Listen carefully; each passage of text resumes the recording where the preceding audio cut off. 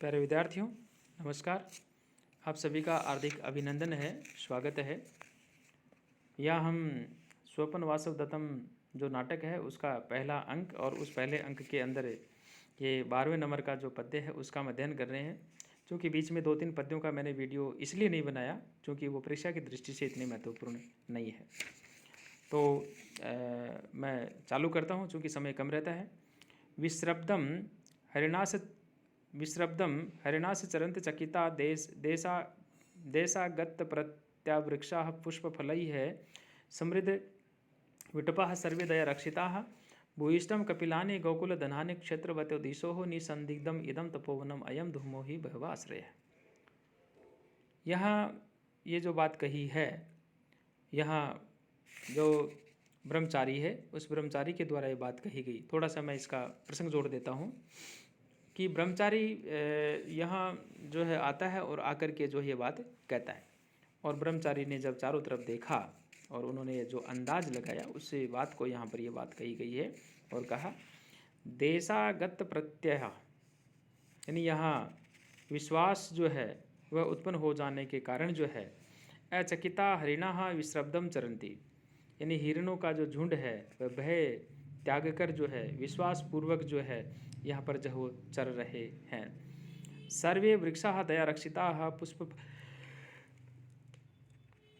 फलई है समृद्ध विटपा संति, और सभी वृक्ष जो है फलों और फूलों से जो है युक्त हैं और यहाँ जो है प्रेम पूर्वक जो है वो पाले गए हैं, पोसे गए हैं। गोकुल धनानि भूयिष्ठम कपिलानि संति, और यहाँ जो कपिल वर्ण वाली जो गायें हैं उनका बहुत बड़ा जो है समूह है। दिशा है अक्षेत्रवते है इदम निसंदिग्धम तपोवनम ही अयम धूमा भवाश्रय है। दिशाएं जो है वो खेतों वाली नहीं है। कहने का तात्पर्य ये हुआ कि आसपास में चारों ओर कहीं जो है खेत नहीं है। अनेक होमों द्रव्यों की सुगंध के लिए धुआं चारों ओर जो फैल रहा है, अर्थात सभी तपस्वियों की कुटिया से हवन किए जाने के कारण धुआं जो है वह उठ रहा है। अतः निश्चय ही यहाँ पर जो है ये तपोवन है। प्यारे विद्यार्थियों, इस प्रकार से आप जब इसका अनुवाद कर देते हैं तो उसके बाद में जो है आप आगे जो इसमें अन्य जो बातें हैं उनकी आप जो है साथ साथ में जो है तैयारी करते रहें। 13वां जो पद्य आया है यहाँ पर, इस 13वें पद्य के अंदर जो है ब्रह्मचारी है वह ब्रह्मचारी आपस में कोई वार्तालाप होता है और उस वार्तालाप को ब्रह्मचारी के द्वारा जो है जवाब दिया गया और वो कह रहे हैं नैवादीनम तादृश चक्रवाका नैवप्यन्ते स्त्री विशेषर वियुक्ता धन्या सा स्त्री याम तथा वेति भर्ता भर्तृ स्नेहात सा ही दग्धा अपि दग्धा। यानी जो यहाँ ब्रह्मचारी है उस ब्रह्मचारी के द्वारा ये बात जो है कही गई और वो ब्रह्मचारी है, वो ब्रह्मचारी यहाँ पर ये बात कह रहा है। क्या कह रहे हैं?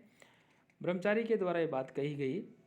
संयोगवश यहाँ इसके अंदर जो है अन्वय बुक में नहीं आया तो मैं वैसे इसकी बात पूरी कर देता हूँ। इदानीम तादृशा चक्रवाका नैव सन्ति, यानी इस समय वैसे यानी उस प्रकार के जो है चकवे नहीं है। स्त्री विशेषैर वियुक्ता वन्य अपि तादृशा नैव सन्ति, न तो विशेष स्त्रियों से वियुक्त जो है वो अन्य कोई जो है यहाँ नहीं है। सा स्त्री धन्या याम भर्ता तथा वेति, यानी जिसे उसका जो पति है वह उस भांति मानता है। वस्तुतः जो है उसके लिए कहा गया कि वह वास्तव में आज भी जो है वह स्त्री धन्य है जिसको उसका पति जो है वैसे ही याद करता है। जैसे ही सा दग्धा अपि भर्तृ स्नेहाद अदग्धा वर्तते, क्योंकि वह जल जाने पर जो है पति स्नेह के कारण से जो है वो जली नहीं है, अर्थात वह जीवित है।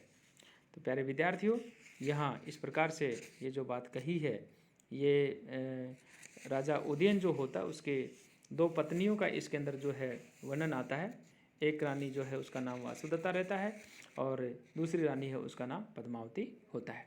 तो वासुदत्ता जो है यहाँ इस नाटक के अंदर जो है वह जल कर के मर चुकी है, परंतु वास्तव में जो है वह जीवित है। तो जो ब्रह्मचारी होता है वह लावणक नामक जो गांव होता है वहाँ से चल कर के जब आया और रुमणवान जो मंत्री है उसके द्वारा जो इसकी दिनचर्या थी और राजा जिस प्रकार से हाय वासुदेवता इस प्रकार से कह करके जब पुकार रहा है, उस बात को उस मंत्री से ब्रह्मचारी के द्वारा ये बात कही गई है और उसको यहाँ पे समझाने का प्रयास किया है। और कहा अनाहारे तुल्य प्रतत रुदित क्षाम वदन शरीरे संस्कारे नृपति सम दुखम परिवहन दीवा व रात्रो व परिचरति यत्नेर नरपतिम नृपः प्राणान सद्य तजति यदि तस्यापि उपरम। ब्रह्मचारी ने बात कही और कहा कि ही सह अनाहारे तुल्य प्रतत रुदित क्षाम वदन है, यानी वह जो राजा होता है वह निश्चय ही, वह जो मंत्री है वह भोजन त्याग करके राजा के समान ही जो है वह अत्यधिक जो है रोता हुआ क्षीण होता हुआ नृपति सम दुखम शरीर संस्कारे परिवहन दीवा व रात्रो व यत्ने नृपति परिचरति, यानी वह जो मंत्री है वह क्षीण मुख वाला बना हुआ राजा के समान ही दुख का अनुभव करता हुआ किसी प्रकार से जो है वह स्नान इत्यादि दैनिक जो कार्य हैं उनको पूरा करता हुआ भी रात हो भले अथवा दिन हो वह राजा की जो है वह सेवा करता है, परिचर्या जो है वह करता है। दीवा रात्रो यत्ने नरपति परिचरति यदि नृपः सद्यः प्राणान त्यजति तर्हि तस्यापि उपरम निश्चित है। यदि राजा जो है वह शीघ्र ही यदि प्राणों को छोड़ देता है तो उसकी भी जो मृत्यु है वह निश्चित हो जाएगी। तो प्यारे विद्यार्थियों, इस प्रकार से जो ब्रह्मचारी है उसके द्वारा जो बातें हुई उनको यहाँ पर ये जो कही जा रही है। स विश्रमो हयम भारः प्रसक्तस्य तु श्रमः तस्मिन् सर्वम अधीनम ही यत्र अधीनो नराधिप है। प्यारे विद्यार्थियों, यहाँ दो मंत्री होते हैं, एक का नाम योगेंद्रायण है और एक का नाम रुमणवान है। रुमणवान का आगे छठे अंक में जिक्र आएगा, बाकी कहीं उसका जो है यहाँ रोल नहीं होता है। इन दोनों मंत्रियों के द्वारा एक जो है समझौता हुआ और उस समझौते के अनुरूप योगेंद्रायण जो होता है वह वासुदेवता को गुप्त वेश में छुपा करके रखने का वादा करता है और जो रुमणवान होता है वह राजा उदयन जो होता है उसके साथ में रहने का वादा करता है। तो योगेंद्रायण जो है वह मन ही मन में जो है ये बात सोच रहा है और कह रहा है स विश्रमो ह्य भारम प्रसक्तस्य तु श्रमः तस्मिन् सर्वम अधीनम ही यत्राधीनो नराधिप है।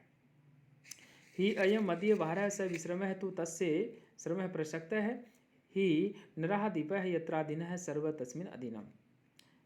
कहा कि ही अयम भारः है, ही अयम मदीय भारः स विश्रमतु, निश्चय ही यह मेरा जो भार है ये विश्राम युक्त है। तो तस्य श्रम प्रसक्त है, परंतु उस रुमणवान का जो भार है वह तो निरंतर ही जो है इस प्रकार के से जो है वह कष्ट देने वाला है या कष्टकारक है। यहाँ पर भी संयोगवश जो है अन्वय नहीं आया, कोई बात नहीं, मैं वैसे इसका जो है बहुत सरल शब्दों में जो इसका अनुवाद कर देता हूँ। तो कहा कि ही अयम मदीय भारः स विश्रम है, निश्चय ही यह मेरा जो भार है यह जो है विश्राम जो है वह युक्त है। तो तस्य श्रमः प्रसक्त है, परंतु उस रुमणवान का तो जो परिश्रम है वह जो है निरंतर ही है। ही नराधिपाः यत्र अधीनाः सर्वं तस्मिन् अधीनम, क्योंकि राजा जिस पर आश्रित है सभी जो है कुछ जो है उसी पर ही जो आश्रित रहता है। तो ये बात जो है यहाँ पर उसे के द्वारा ये बात कही गई। और अब लास्ट में जो है वो अपना हमारा जो पद्य आता है 16वां पद्य, इसकी हम चर्चा कर रहे हैं। कांचुकी के द्वारा ये बात कही जा रही है। खगावासोपेता सलिलम अवगाढ़ो मुनिजन है प्रदीप्तोरग्निर्भाति प्रविचरति धूमो मुनिवनम परिभृष्टो दूरात विरपि च संक्षिप्त किरणो रथम व्यावृत्य असौ प्रविशति शनैर शनैर अस्त शीघ्र शनैस्त अस्त शीघ्र। यहाँ जो हमारी जो बात चल रही थी कि आप अन्वय की बात करेंगे हम अब। खगः वासोपेता, खग मानी पक्षी होता है। खगो वासोपेता मुनि जन है सलिलम अवगाढ़ है, पक्षी अपने निवास स्थान यानी जो घोंसले है उसमें चले गए हैं।